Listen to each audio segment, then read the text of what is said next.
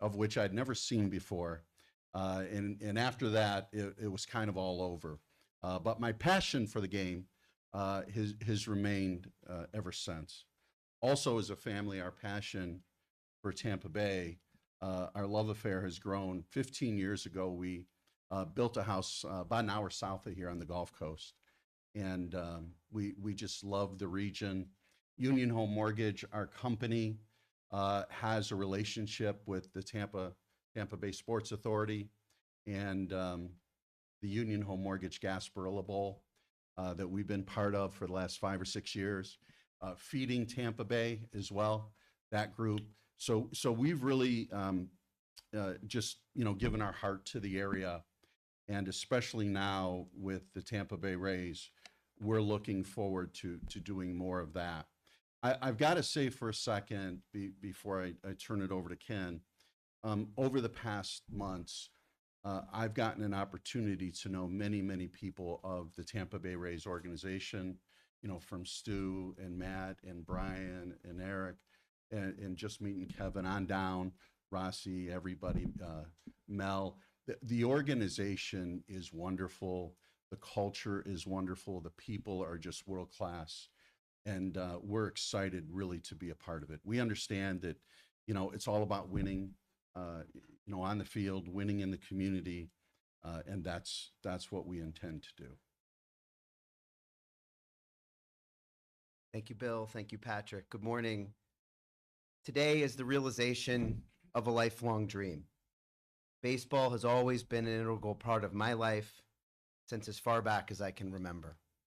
My father served as general counsel of the Baltimore Orioles, and as a kid, I spent countless hours watching them build Camden Yards, watching, learning, and falling in love with the game. I was fortunate to have a front row seat to watch the way a ballpark in a development can change a community. In March every year, we'd come down to St. Petersburg, and I even had the opportunity to serve as a bat boy for the Orioles at Al Lang Stadium, where I had the chance to go back this past Saturday night and watch the Rowdies win 4-0, our first game in owning the team.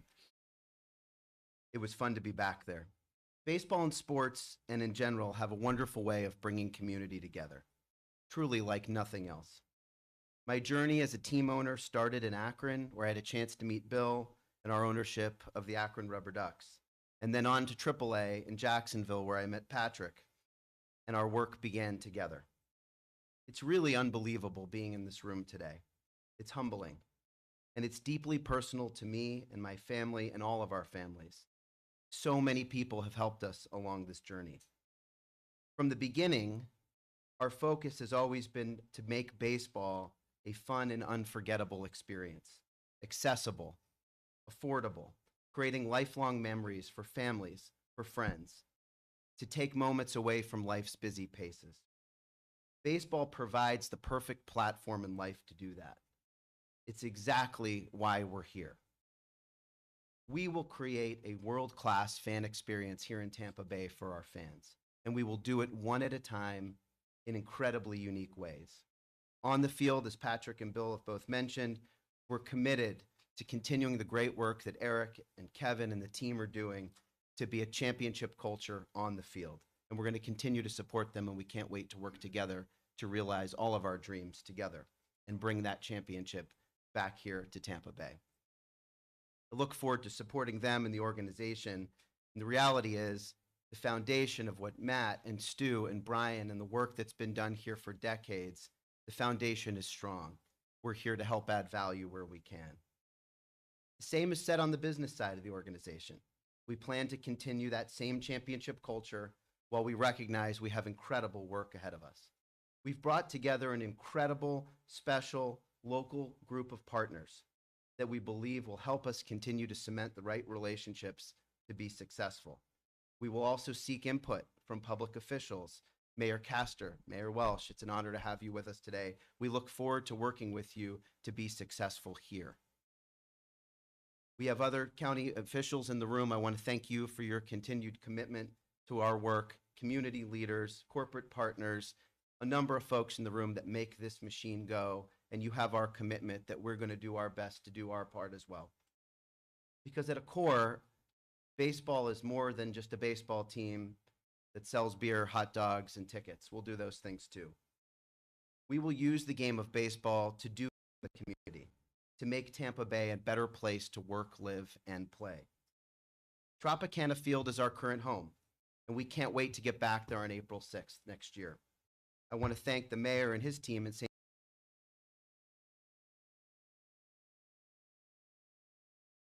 Tampa Bay Rays ready for baseball in 2026.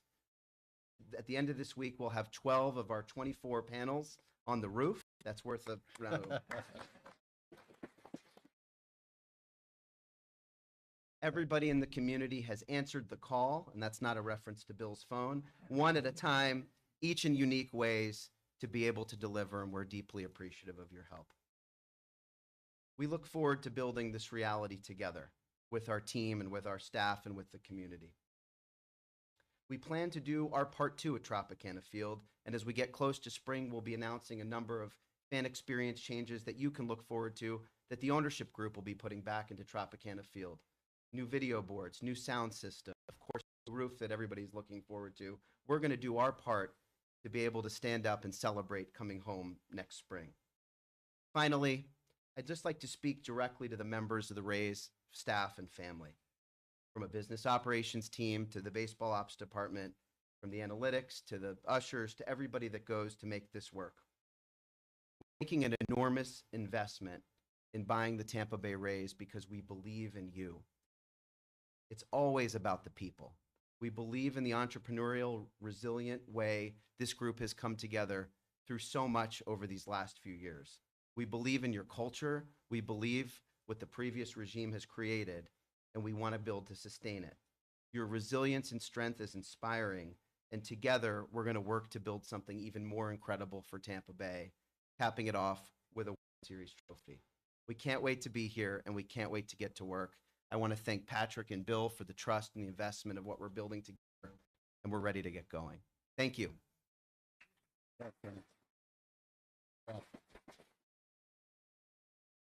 We'll now open it up for questions. Please state your name and affiliation. Mark Chopkin, Tampa Bay Times. Patrick, given the grand vision you just expressed for a stadium and a full complement of other activities around it, can you share where in the process are you? And it would seem there'd be only a limited number of sites that could accommodate that. Have you identified them, and do they include both sides of the bay? We're encompassing all of Tampa Bay. We're evaluating sites currently. Part of our arrangement with Stu through the process was that we would not have any discussions with any public officials until we had officially closed on the team, which happened last Tuesday. So we're now full steam ahead on site evaluation, feasibility analysis.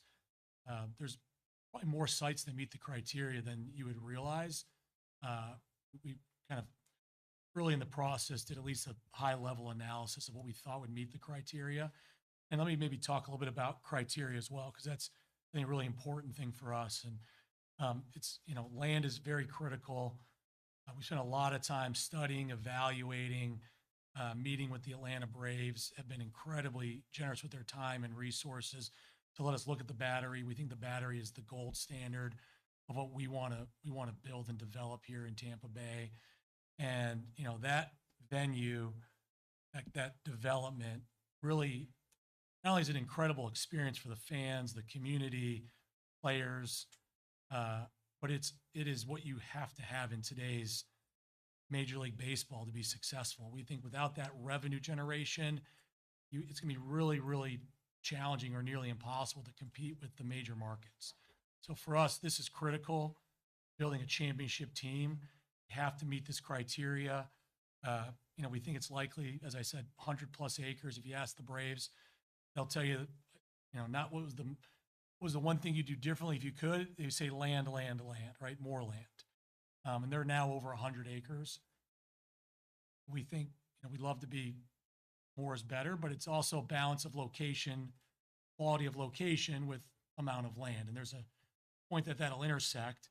So it's not just, this is 500 acres, 30 miles outside of Tampa. That's not what we're looking for. We want a great location and as much land as we can. So hopefully that answers your question. Ashley Kreitzer, Tampa Bay Business Journal. Patrick, if you were a betting man or if you had a goal, how quickly will we see a proposal for a stadium and this development you just referenced? We are just getting started. We've got a lot of work ahead of us.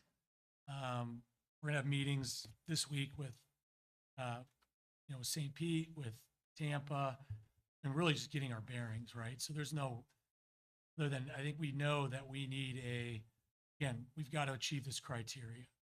Got to deliver this world-class development, generate the revenue to produce a consistent championship caliber team.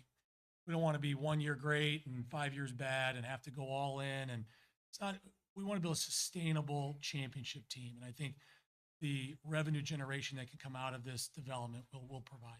So timing, we're getting to work. I mean, we've got a lot to do. It's going to be challenging, but we're confident that we can be successful here in Tampa Bay. Adam Berry, MLB.com. You've talked about the sustainable championship culture as far as the team on the field. You guys expect to continue what's been done as far as investing in player payroll, or could you see potentially more than that going forward? A great question. I mean, the economics of the club have not changed since we acquired them. So, again, you'll hear a common theme, obviously. We've got to create this development. We have to have the revenue. It's critical to our success. Continue what we've done. These guys done an incredible job. I mean, blown away. The more I learned from Eric and Kevin, it's just, we have an incredible organization. We have a self-imposed rule that none of us and none of the partners are allowed to talk to or have any influence on the baseball operations. Zero. These guys are exceptional. I think we can provide a lot of help on the business side, sponsorship, growing our community outreach, fan experience, and we're excited to get to work on that. Ryan Bass, FanDuel Sports Network. Patrick, nice to meet you guys again. Good to see you. Can I have a quick question for you? Just Sure. You mentioned fan experience. I don't know how big a part that is of kind of your aura in joining this organization from this ownership group. What have you noticed since you've been here? I know you've been here a couple of weeks, taking some notes, observing. And then what do you hope to put your stamp on in terms of the fan experience back at Tropicana Field and for Rays baseball? Yeah, thanks, Ryan. I think right now, we're just taking it all in and digesting. And I think having the roadmap to getting back to Tropicana Field in April is our goal. We're spending a lot of time as a staff thinking about how we can get in there and make that expression. I think Tropicana Field is going to look better than it has ever looked in April. The city behind the scenes is doing wonderful work. The team is doing work, spending a lot of time together thinking about how we can enhance that experience, because we are going to be there despite our objective of being in a new ballpark in 29. We want to be competitive and we want to be successful on the field, of course, but continuing to invest in our fans and the experience, from food options, accessibility, pricing, talked about some of the amenities, and we'll talk closer to the start of the season about some of those new initiatives. But I think right now, I think at this point, we're taking it all in. There's certainly conversations to be had, but my favorite part of this has just been being able to talk with fans over the course of the last few weeks, and we'll do more of that through the winter and into the spring. We work in a business where you get a chance to ask your customer every day what we could be doing better, and that's exactly what we intend to do, and that'll be important in developing our fan plan of getting back to the Trop and also thinking about next year as well. Thanks, Ryan. Hi, Evan Axelbank from Fox 13. Good to meet you after weeks of talking about you and writing about you. First thing I just want to ask is, you just mentioned that the economics of the club have not changed. Do you envision being able to pay for the ballpark yourselves, or will you be asking for a public subsidy? And how much will that subsidy be in relation to the previous subsidies that were asked for? Great question. And look, these are high-profile, small community businesses. And so, I think it's critical to have a public-private partnership. We don't know. Again, we just closing the team Tuesday. We're excited about that. We're excited to be here today and answer these questions, but we've got a lot of work to do. So how that looks, structure, is it upfront? Is it over? There's so many nuances to how a deal could come together, but we're confident that Tampa Bay wants to see us be successful. We want to be successful. I think everybody wants to deliver a championship team. And so this is going to be critical to doing that. And we look forward to working with Tampa Bay to get that. I know you said that the stadium location would encompass all of Tampa Bay, your search for it. Previous ownership group has tried numerous times to get into Hillsborough County, Tampa, because it's the population center as they saw it. Would that be where you start your search? I mean, would that be the most preferable location on this side of the bridge? We're looking at everywhere. I mean, honestly, it's a great region. We just don't want to pigeonhole ourselves into one location or one site. We really want to evaluate everything, be methodical, be disciplined, complete our feasibility. We'll generate pro formas and really try to determine which site is going to meet the criteria we've laid out the best and deliver the revenue and the experience we're looking for to create that championship team. So much of the public-private partnership has to be a win for the community and for the team. And we'll come forward doing our part, but we need the partnership of the community to be able to make this work. And that ultimately will be a public-private partnership that's going to add jobs, deliver value. We think find really unique ways of being able to make Tampa Bay a better place to work, live, and play, and create something, frankly, that isn't here today. Hi, Louis Slovia with the Business Observer. Kind of piggybacking on those last couple of questions. The previous ownership group has tried this, and unfortunately, it never worked out. What are you doing differently that will make it work this time? And what is your plan B if it doesn't work out?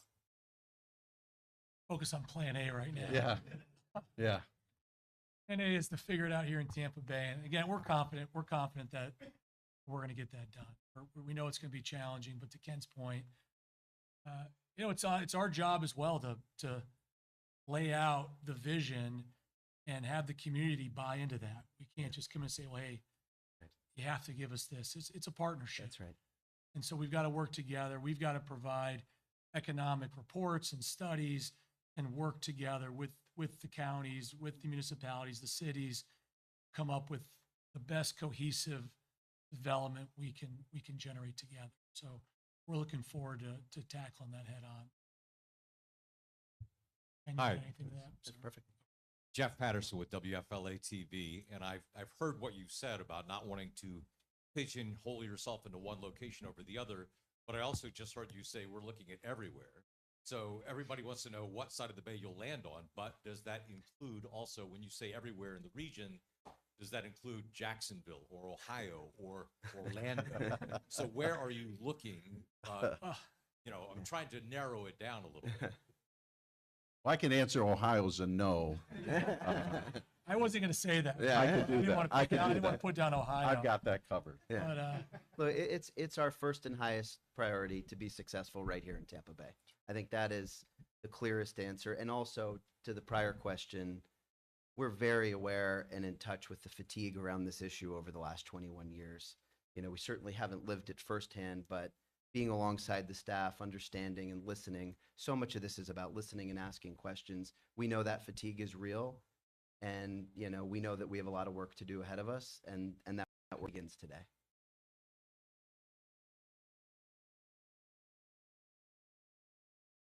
Don Struble, Roundtable Sports. You guys are obviously tasked with era of uncertainty and quite the work ahead to secure all of your future plans. But through more of a short-term lens, how excited are you about the progress of Tropicana Field and getting this team established back in its home after an unprecedented season?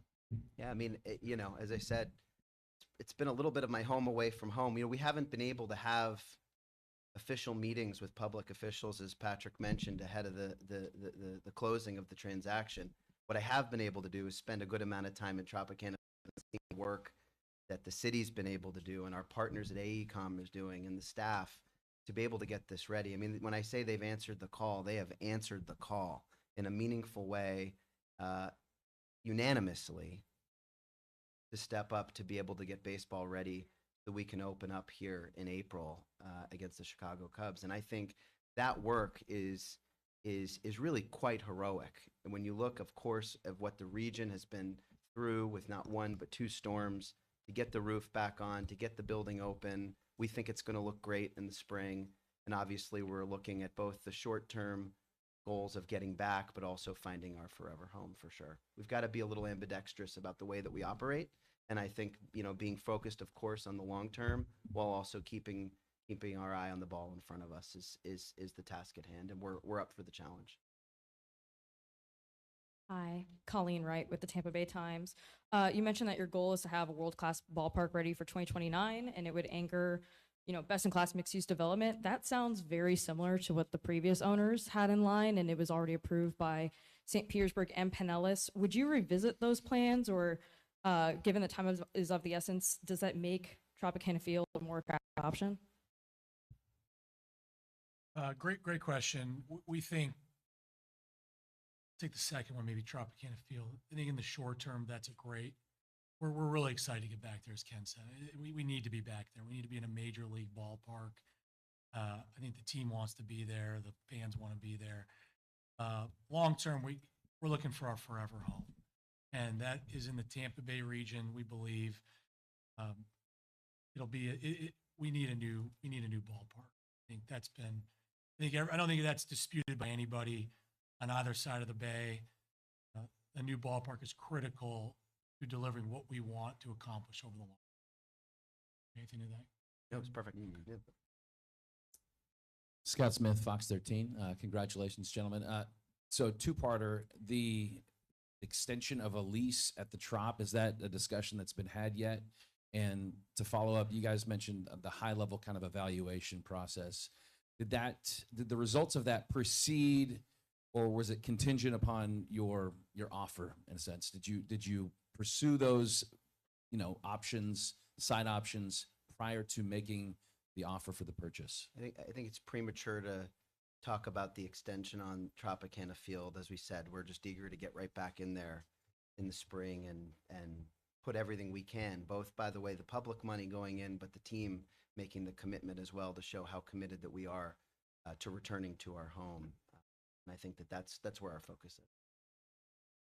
Hello, Veronica Brazina with St. Pete Rising. Quick question, and again, congrats to all of you on the purchase, and welcome to Tampa Bay again. But I want to ask, what are your thoughts on the current proposals submitted by ARK Invest and their partners as well? Yeah, I think we're digesting it. I think like everybody else is, we're familiar with the folks who have put that together. Obviously, we are, I would say, energized and encouraged by any development that's happening in the region. We look across, the entire region and are encouraged just by how much growth as you go through and see cranes and development. It's very inspiring, and so we'll have a chance to sit down and understand that proposal and obviously work alongside our partners at the city and understand what that means. But I think right now we're still in the process of digesting it. Yep.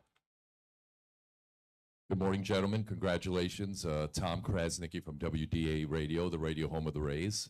Thank you. Thanks, Tom. You're welcome. So have you gone about the process from a baseball standpoint and identifying the roster and maybe key pieces, core pieces that you'd like to maybe commit to for the long-term future? I just want to reiterate. Yeah. These guys are prohibited. It's a short answer.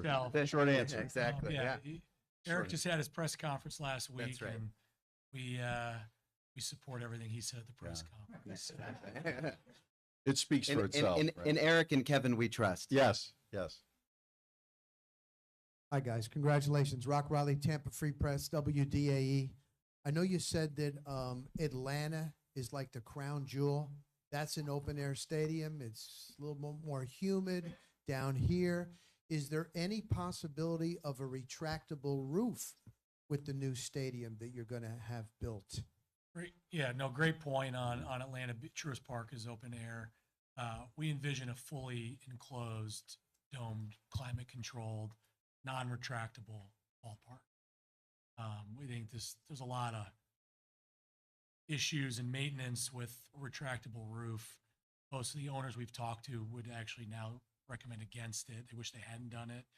But we envision a fully enclosed, which we think becomes a world-class concert venue. 150, 180 events a year. We really think this is something that could be much, much greater and more encompassing than just a ballpark. One more question. Well, Ken, Patrick, we heard a lot from you. Bill, I wanted to hear from you for a second. I know you mentioned a lot of your experiences here in Tampa Bay, especially with the Gasparilla Bowl. Right. How has that experience been? What have you kind of noticed about the community here, and what will your role be with this ownership group? Well, yeah, I appreciate that. So it's been wonderful. Tampa reminds me of kind of a Midwestern town where I'm from. The people are warm, wonderful, very proud of the area of Tampa Bay. And so for our family, it's always felt like home. I think that for my role in this organization, for the most part, this is the way I look at it. I think it'll evolve. Ken has his, he's a CEO. He's running day to day, running the business operation. Everything revolves around him. Patrick, being the control person, speaks for itself. I think I'm here to be another set of ears and eyes for both of them, interact with them, help them out. Us three, we really have a great open discussion. We're a team. It's not really individuals. We're a team. I think I'm looking forward to the impact within the organization. As I said earlier, I have been in awe of the people and the quality of the people and their commitment to Tampa Bay and winning. So I'm looking forward to building those relationships deeper and really adding value anywhere I can.